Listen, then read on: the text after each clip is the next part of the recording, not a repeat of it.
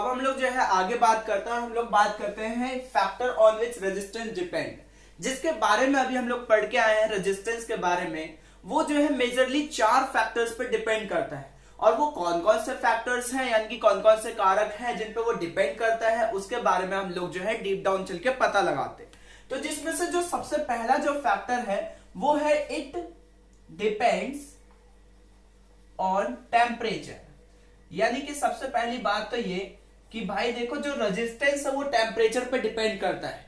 अगर आप किसी भी वायर के अंदर की टेम्परेचर को इंक्रीज करोगे तो ऑब्वियस सी बात है कि उसके जो एटम्स होंगे वो दूर दूर चले जाएंगे, ठीक है। क्योंकि हम सबको पता है कि जब भी कोई भी मेटल या कोई भी कंडक्टर को जो है हीट प्रोवाइड किया जाता है तो वो एक्सपेंड हो जाता है, ठीक है। तो इसी तरीके से क्या होता है कि सबसे पहला जो आप कह सकते हो कि फैक्टर है वो है टेम्परेचर, ठीक है। हाईलाइट करके रखना, आपसे पूछ भी सकता है कि ऐसा क्यों, ठीक है। एग्जाम में क्या होता है कि क्वेश्चन को जो है थोड़ा सा घुमा के पूछने की कोशिश करता है, तो वहां आप जो है इस तरीके से जो है बता सकते हो। दूसरा जो फैक्टर है वो है नेचर ऑफ मटेरियल। एक बात आप खुद सोचो कि आपने मटेरियल कैसा लिया है, क्या वो कंडक्टर है, क्या वो इंसुलेटर है, क्या वो आप कह सकते हो कि बिल्कुल जो है मटेरियल ही ऐसा है कि वो करंट को यानी कि इलेक्ट्रिसिटी को अपने अंदर से पास ही नहीं होने दे सकता। अगर कंडक्टर है तो भाई वो कितनी अच्छी तरीके से जो है इलेक्ट्रिसिटी को कंडक्ट कर सकता है। अगर हम कॉपर की बात की जाए तो कॉपर जो है बहुत अच्छी तरीके से इलेक्ट्रिसिटी को कंडक्ट कर सकता है। एल्यूमिनियम की बात की जाए तो वो भी बहुत अच्छी तरीके से इलेक्ट्रिसिटी को कंडक्ट करता है। तो कहने का मतलब ये है कि दूसरा जो फैक्टर है वो ये बताता है हम लोगों को कि भाई नेचर ऑफ मटेरियल, यानी कि आपने जो मटेरियल ले रखा है उसका नेचर कैसा है, क्या वो इलेक्ट्रिसिटी को कंडक्ट कर सकता है। अगर इलेक्ट्रिसिटी को कंडक्ट कर सकता है तभी तो उसके अंदर आप ये कह सकते हो कि ये प्रॉपर्टी को हम लोग देखेंगे कि उसके अंदर रेजिस्टेंस है या नहीं है। तो यही सब जो है 2 मेजरली फैक्टर्स होते हैं। उसके बाद तीसरा जो होता है बच्चों सबसे ज्यादा इंपॉर्टेंट है, यहाँ पे स्टार पॉइंट लगा लेना। तीसरा जो होता है वो होता है आप ये कह सकते हो कि resistance is directly proportional to length of wire. यानी कि कहने का मतलब यह है कि इसे एक छोटे से एग्जांपल से समझते हैं। सबसे पहले तो आप डायरेक्टली प्रोपोर्शनल का मतलब समझ लो। देखो बच्चों डायरेक्टली प्रोपोर्शनल का मतलब ही होता है कि अगर आपने एक क्वांटिटी बढ़ाई तो दूसरी भी बढ़ेगी, अगर आपने एक घटाई तो दूसरी भी घटेगी। अब इसको जो है एक अच्छे से मतलब से यानी कि एग्जांपल से समझ लेते हैं। यानी कि resistance is directly proportional to length of wire, ये हमारा पहला इक्वेशन भी बन सकता है। अब मेरी बात ध्यान से सुन लो। मान लो कि आपने जो है ठीक है एक वायर लिया जिसकी लेंथ क्या थी L, ठीक है। तो इसकी रेजिस्टेंस भी R होगी, है कि नहीं। एक वायर जिसकी लेंथ L थी तो उसकी रेजिस्टेंस भी R होगी। लेकिन अगर आपने जो है एक वायर लिया, एक और दूसरा वायर जिसकी जो लेंथ थी वो थी 2 इंटू में L, यानी कि कहने का मतलब ये है कि इसके 2 गुना, तो ऑब्वियस सी बात है कि भाई इसके अंदर का भी रेजिस्टेंस जो है वो इंक्रीज होगा। यानी कि जितना बड़ा वायर रेजिस्टेंस उतना ही ज्यादा, जितनी छोटी वायर रेजिस्टेंस उतना ही कम। दैट्स व्हाई हम लोगों ने जो है यहां पे बोला है कि resistance is directly proportional to length of wire. कहने का मतलब यह है कि आप वायर की यानी कि तार की लंबाई बढ़ाते जाओ, रेजिस्टेंस आपका बढ़ता जाएगा, नो डाउट, ठीक है। उसके बाद जो है चौथा जो आप कह सकते हो कि फैक्टर है वो भी बहुत ज्यादा इंपॉर्टेंट है, ठीक है। वो है resistance is inversely proportional to, ठीक है, इज इनवर्सली प्रोपोर्शनल टू आप कह सकते हो कि area of cross section, area of cross section. अब इसका मतलब समझो। पहले देखो जहां से आप वायर को कट करते हो अक्सर आप लोगों ने देखा होगा कि वहां पे ना आप कह सकते हो कि आपको ना वायर का एंड मिलता है।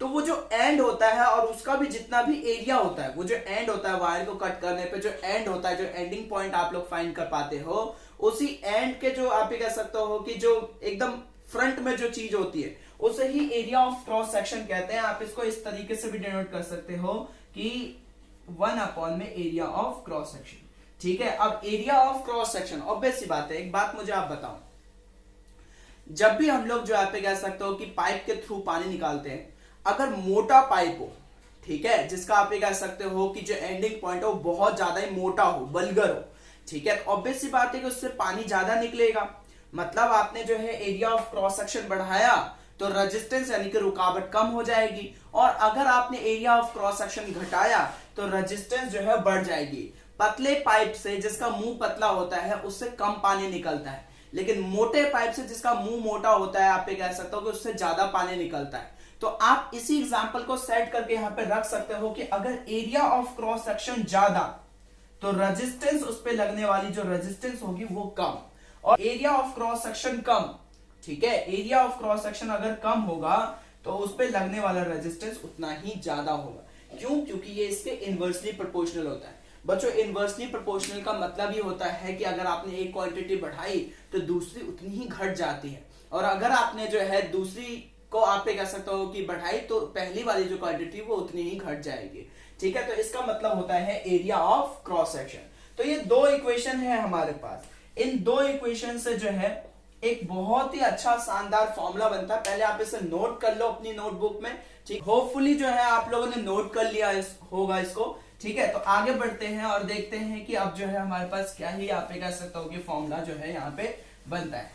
सबसे पहला जो हम लोग का काम है वो ये है कि दोनों को नोट करते हैं दोबारा से और देखते हैं कि क्या ही जो है इनके इंटरमिक्सिंग से बनेगा। पहला जो चीज था वो था resistance is directly proportional to length of wire, ठीक है।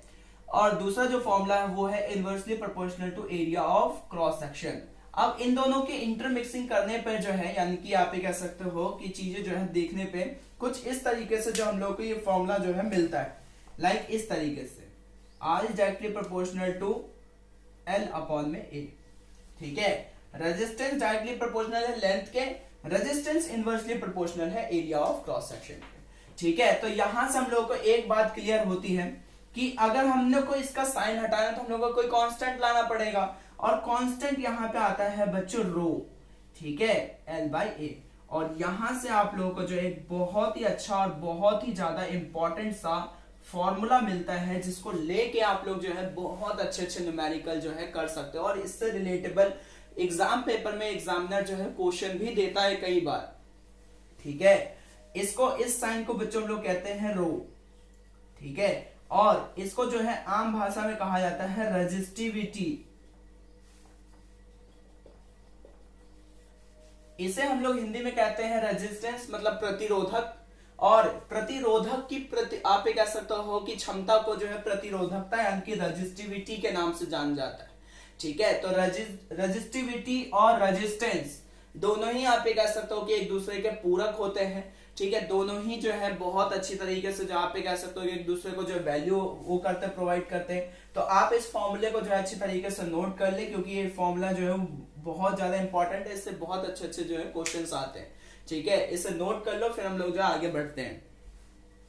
अब हम लोग जो है आगे बात करते हैं और हम लोग बात करते हैं रेजिस्टिविटी के बारे में। अभी हम लोग ने जो है हाल फिलहाल में एक फॉर्मूला बनाया था, resistance equal to row L/A। अब ये जो रो है इसी को बेटा रेजिस्टिविटी जो है आप ये कह सकते हो कि कहा जाता है। देखो, रेजिस्टेंस का मतलब होता है कि करंट को रोकना, ठीक है। मतलब आप ये कह सकते हो कि वायर के अंदर, कंडक्टर के अंदर एक ऐसी एबिलिटी जो आप ये कह सकते हो कि ये बताती है कि करंट को रोक सकती है या नहीं रोक सकती है, ठीक है। लेकिन रेजिस्टिविटी का मतलब होता है कि अब अगर रोक रही है तो कितनी ज्यादा आप ये कह सकते हो कि सही तरीके से रोक सकते हैं, यानी कि कितना ज्यादा स्ट्रॉन्ग तरीके से किसी भी चीज को रोका जा सकता है।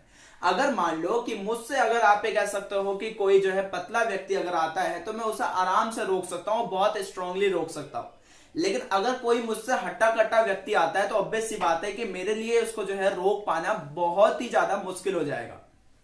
लेकिन ठीक इसी तरीके से आप ये कह सकते हो कि रेजिस्टिविटी भी डिफाइंड होती है। It is defined as how strong it opposes the flow of current, यानी कि कितनी ज्यादा मात्रा में या कितने अच्छी तरीके से जो है करंट को रोक सकती है, यही डिफाइन करता है कि रेजिस्टिविटी है क्या। हर एक मटेरियल की अपनी खुद की रेजिस्टिविटी होती है। एक बात याद रखना, अगर लेंथ या area of cross section change होगा, ठीक है, तो रेजिस्टिविटी में कोई फर्क नहीं पड़ेगा। लेंथ और एरिया ऑफ क्रॉस सेक्शन अगर चेंज होगा तो रेजिस्टिविटी में किसी भी तरह का फर्क नहीं पड़ेगा। लेकिन अगर टेम्परेचर और आप ये कह सकते हो कि प्रेशर और नेचर ऑफ मटेरियल चेंज होगा, यानी कि अगर आप मान के चलो कि आप पहले कॉपर ले रखे थे फिर आपने एल्यूमिनियम ले लिया, तो दोनों की रेजिस्टिविटी चेंज होती है। जैसे ही आपने करंट, आप ये कह सकते हो कि जैसे ही अपने कंडक्टर के पास जो है कोई हीटिंग ऑब्जेक्ट रखा, उसने कंडक्टर को हीट करना स्टार्ट कर दिया, तो रेजिस्टिविटी पे फर्क पड़ता है। ठीक है, तो रेजिस्टिविटी किस तरीके से डिफाइंड होता है ये मैंने आप लोगों को बहुत अच्छे तरीके से समझा दिया कि कितना ज्यादा स्ट्रॉन्ग तरीके से वो करंट को रोक सकता है, यही आप लोगों की रेजिस्टिविटी होती है। उसके बाद इसकी जो ऐसा यूनिट होती है वो होती है ओम मीटर। क्या होती है बच्चों? ओम मीटर। इसको इस तरीके से डिनोट किया जाता है। कहीं पे भी रेजिस्टिविटी पूछे तो ऐसा यूनिट लगाना मत भूलना, क्योंकि फिजिक्स और मैथ को एक ऐसा यूनिट ही है जो अलग अलग करता है। ठीक है, रेजिस्टिविटी जो है वो कंडक्टर में सबसे ज्यादा कम होती है।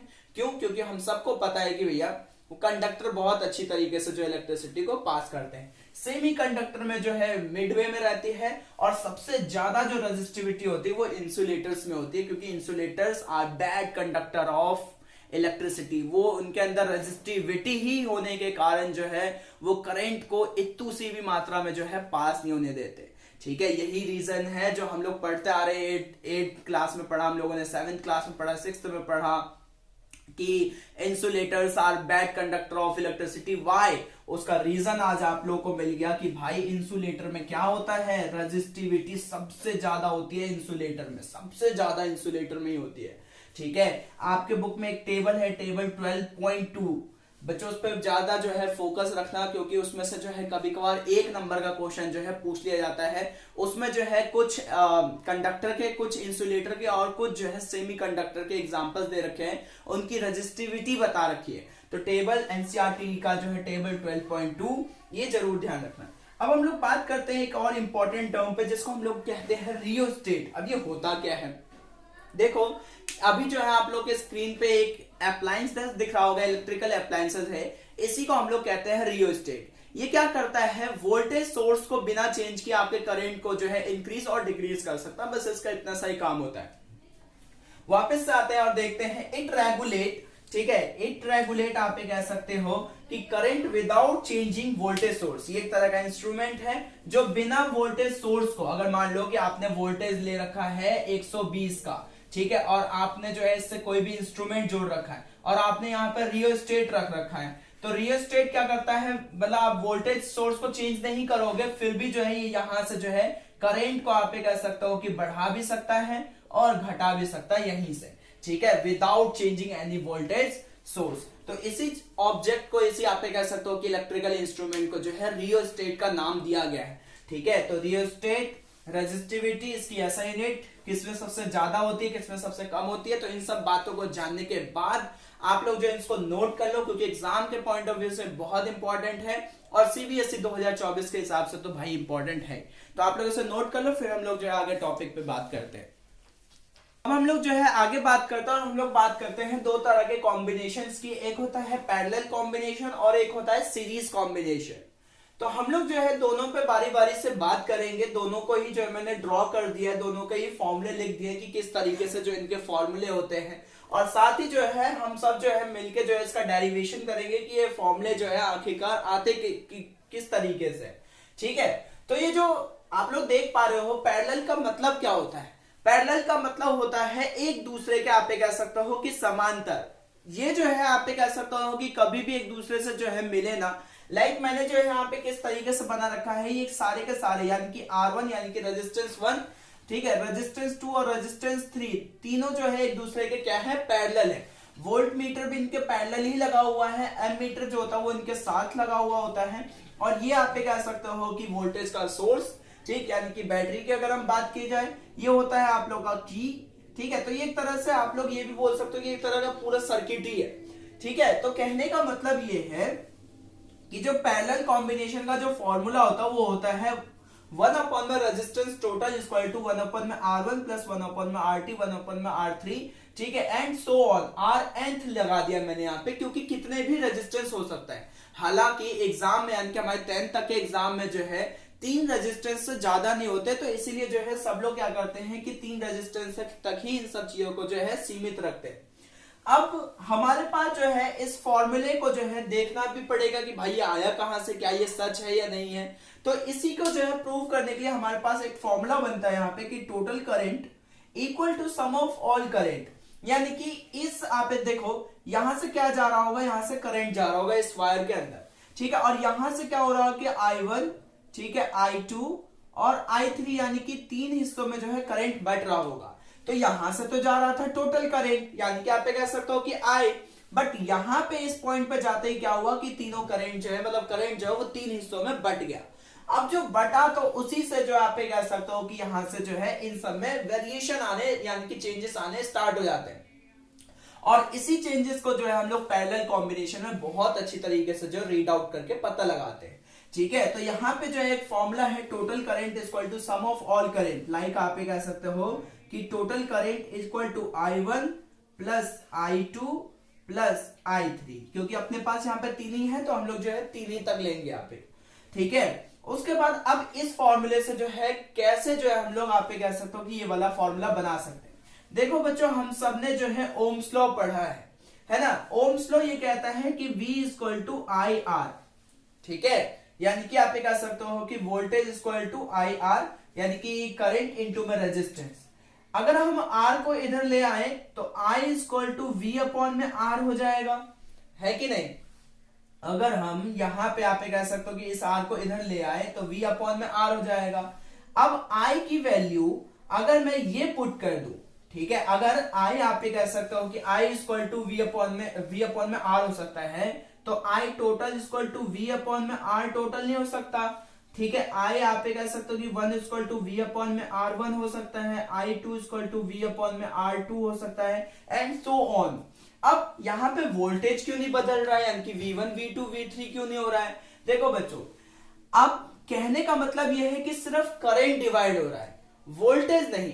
कहने का मतलब यह है कि भाई वोल्टेज का एक ही सोर्स है और एक ही से तीनों लगे हुए हैं, इसलिए यहाँ पे V जो है वो कांस्टेंट है, एक ही है, ठीक है। सबके लिए, सारे रेजिस्टेंस के लिए वोल्टेज जो है, जो हमारा वोल्टेज है वो एक ही है, ठीक है। और यहां से हम लोग जो है इस फॉर्मूले को बना सकते हैं कि,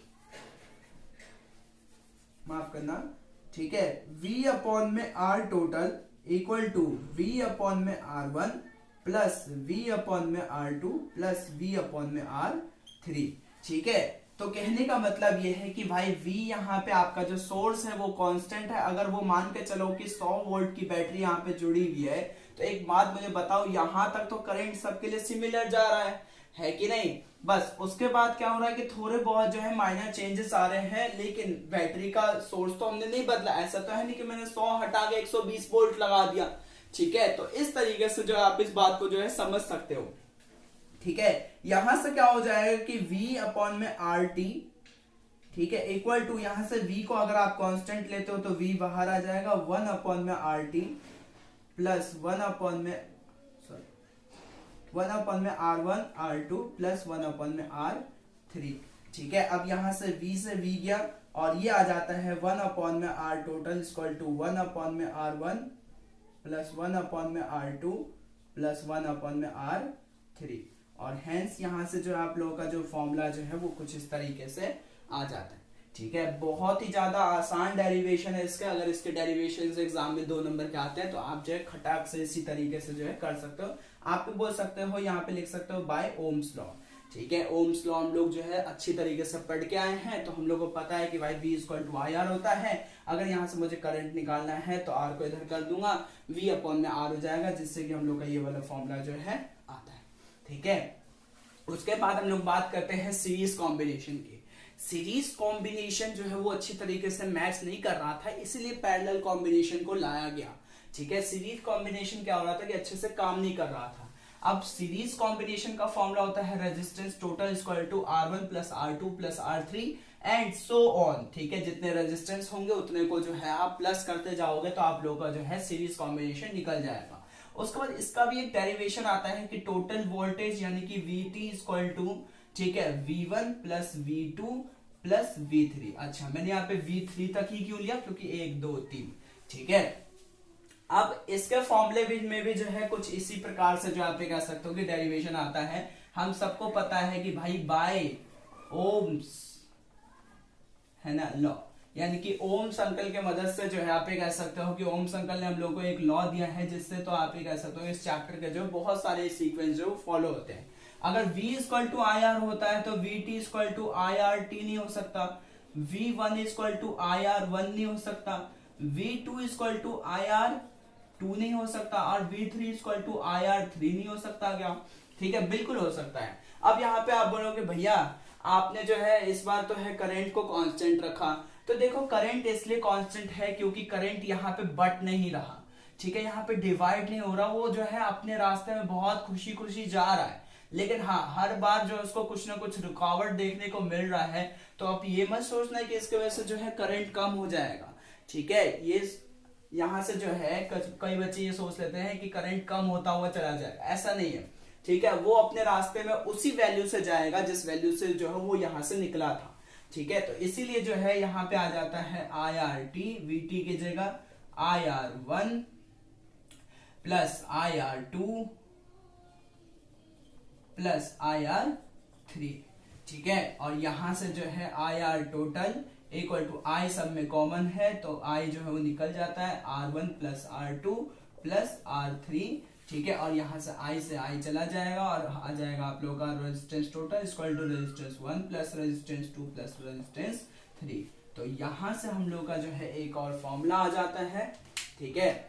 और हम सबको पता है कि रेजिस्टेंस की एसआई यूनिट क्या होती है, वो होती है ओम। तो आप लोग जो है इसके लास्ट में ओम लगा के जो है अपने काम को पूरा कर सकते हो। तो यहां से ये आप लोगों का जो है पैरेलल कॉम्बिनेशन और सीरीज कॉम्बिनेशन था। होपफुली आप लोगों को जो है बहुत अच्छी तरीके से समझ में आया होगा। अगर नहीं आया है समझ में तो आप लोग जो है थोड़ा बहुत लेक्चर को रिपीट करके भी देख सकते हो, जिससे कि जो है आप लोगों को बहुत बेनिफिट मिलेगा और कुछ जो है छूटा होगा वो भी आप लोगों को सीखने को मिल जाएगा। होप करता हूं आप लोग को जो ये सारी बातें समझ में आ रही होंगी। आगे बढ़ते हैं, इसको बहुत अच्छी तरीके से नोट कर लो, ठीक है। फिर जो है हम लोग आगे बढ़ते हैं और इस चैप्टर को जो है अच्छी तरीके से पूरा करते हैं।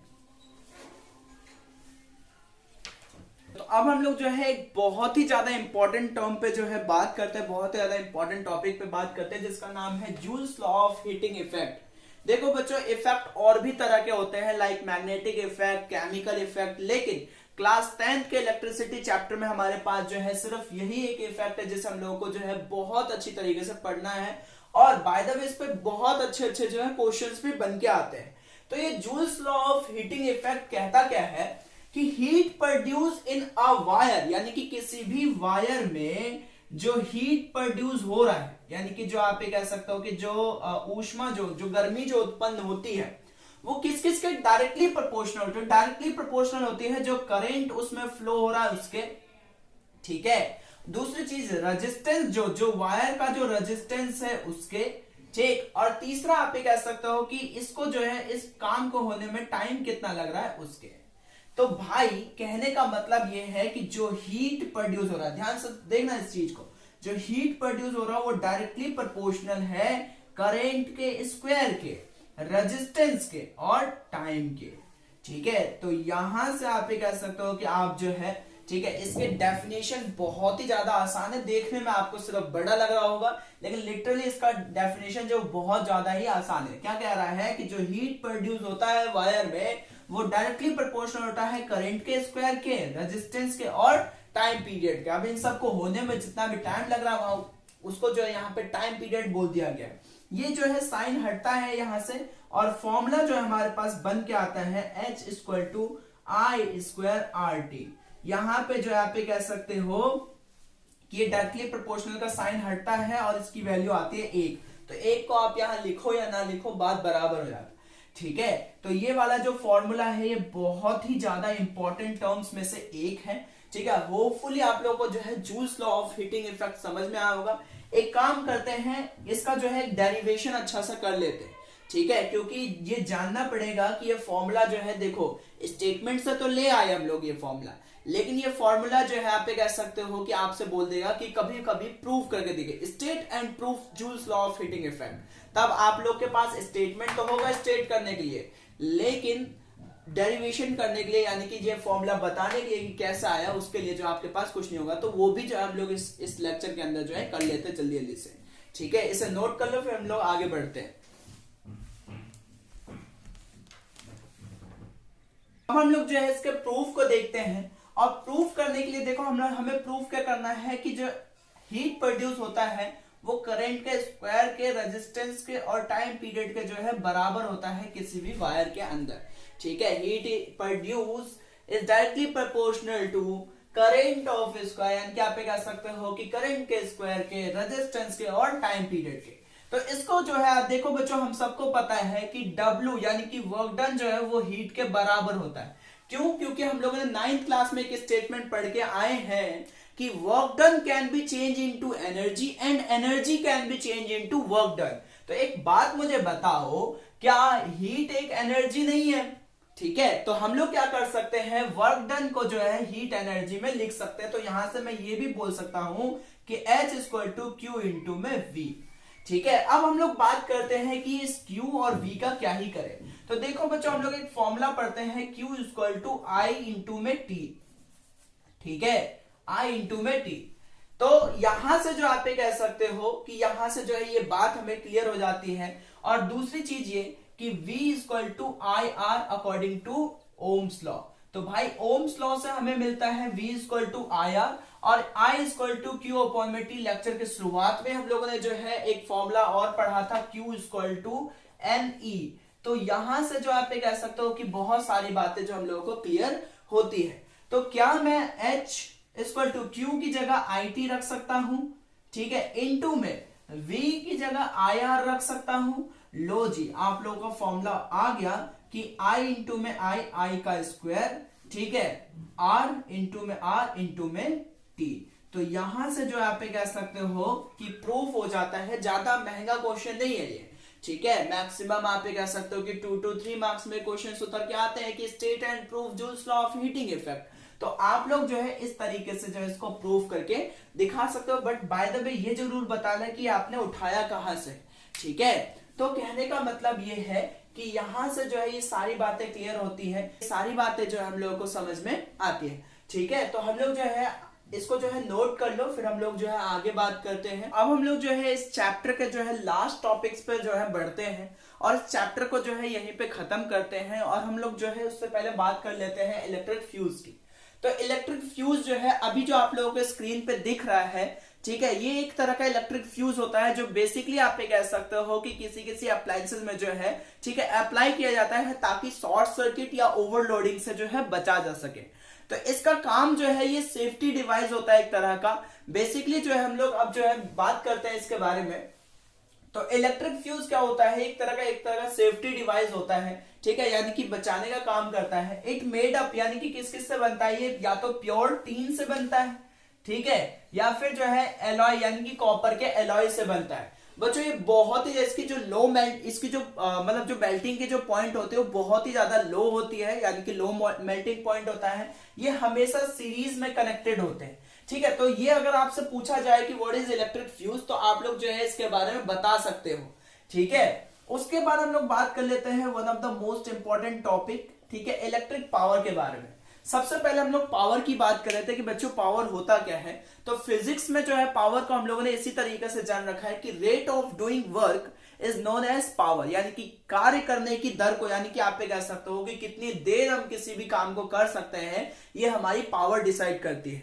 तो ऐसे ही एक और चीज होता है जिसे कहते हैं इलेक्ट्रिक पावर। इसकी डेफिनेशन की अगर मैं बात करूं तो कह रहा है the rate at which electric energy is consume in an electric circuit, यानी कि किसी भी इलेक्ट्रिक सर्किट में कितनी देर तक, कितनी आप कह सकते हो कि देर तक जो है, ठीक है, इलेक्ट्रिक एनर्जी कंज्यूम किया जा सकता है। किसी इलेक्ट्रिक आप कह सकते हो कि सर्किट द्वारा या किसी इलेक्ट्रिक अप्लायंसेस द्वारा कितनी देर तक इलेक्ट्रिक एनर्जी को कंज्यूम किया जा सकता है, is known as its electric power. इसके जो है 3 फॉर्मूले बनते हैं, P इक्वल टू VI, ठीक है, P equal to I square RT और P equal to V square upon में R।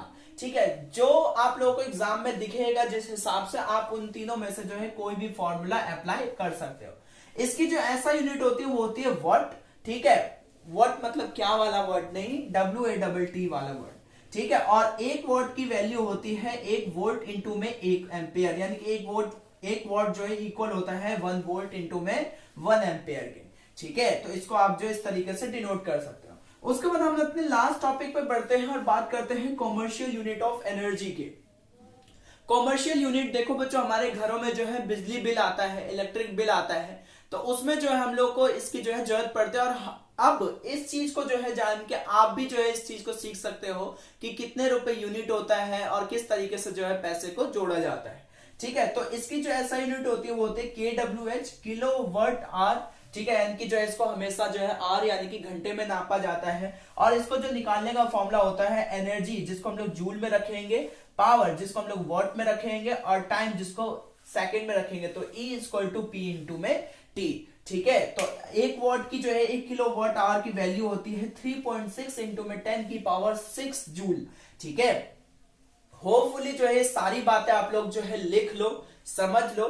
ठीक है, और मैं थोड़ा सा जो है साइड हो जाता हूं, उसके बाद आप लोग लिख लो इस बात को नोट करके। ठीक है, पॉज करके लिख लो इसको। चलिए, तो होपफुली जो है ये चैप्टर आप लोगों को बहुत ही ज्यादा अच्छा लगा होगा, समझ में आया होगा। अगर नहीं समझ में आया है, ठीक है, तो वो टॉपिक आप मुझे कमेंट करके बता सकते हैं। मैं उस पर जो एक सेपरेट से जो है वीडियो बना के ले आऊंगा, अगर आपको कोई भी टॉपिक या कोई भी चीज जो है समझ में नहीं आए। ठीक है, तो आज के जो इस वीडियो को यहीं पे खत्म करते हैं। होपफुली आप लोगों को जो है ये पूरा का पूरा लेक्चर एंजॉयमेंट लगा होगा, बहुत अच्छे से समझ में आया होगा। एग्जाम के लिए पढ़ते रहो, क्योंकि सबसे ज्यादा जरूरी है पढ़ना। ठीक है, 2024 में जो है एक बहुत अच्छा रिजल्ट लेके आना है आप लोगों को। ठीक है, all the very very best आप सभी को, और पढ़ते रहो। नमस्ते।